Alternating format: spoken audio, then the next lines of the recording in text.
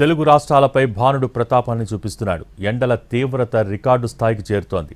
రాబోయే రోజుల్లో ఉష్ణోగ్రతలు మరింత పెరిగే ప్రమాదం ఉందని అధికారులు చెబుతున్నారు. ఎండల తీవ్రతతో పాటు వడగాలుల ప్రభావం ప్రమాదకరంగా మారుతోంది. ఈరోజు ఏపీలోని పలు మండలాల్లో తీవ్రమైన వడగాల్పులు వీచే అవకాశం ఉందని విపత్తుల నిర్వహణ సంస్థ తెలిపింది.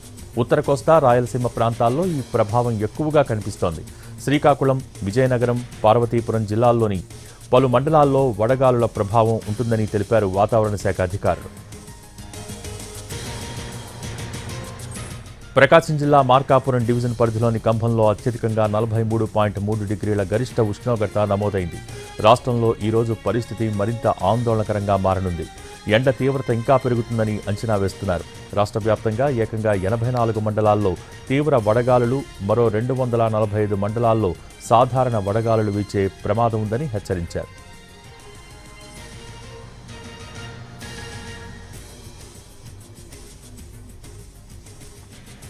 మరోవైపు వేడి వాతావరణం మధ్య రాష్ట్రంలో ద్రోణి ప్రభావం కూడా కనిపిస్తోంది. దీని కారణంగా ఇవాళ పలు జిల్లాల్లో వాతావరణంలో మార్పులు రానున్నాయి. పార్వతీపురం, మన్యం, అల్లూరి సీతారామరాజు, పోలవరం, కర్నూలు, అనంతపురం, చిత్తూరు జిల్లాల్లో అక్కడక్కడ పిడుగులతో కూడిన తేలికపాటి వర్షాలు కురిసే అవకాశం ఉందని వాతావరణ కేంద్రం తెలిపింది.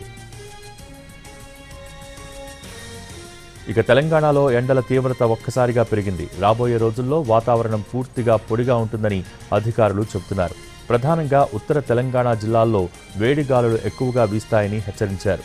ఎండ వేడి నుంచి ప్రజలు తగిన జాగ్రత్తలు తీసుకోవాలని సూచించారు. బయటకు వెళ్లేటప్పుడు తగిన రక్షణ చర్యలు పాటించడం చాలా ముఖ్యమన్నారు వాతావరణ శాఖ అధికారులు.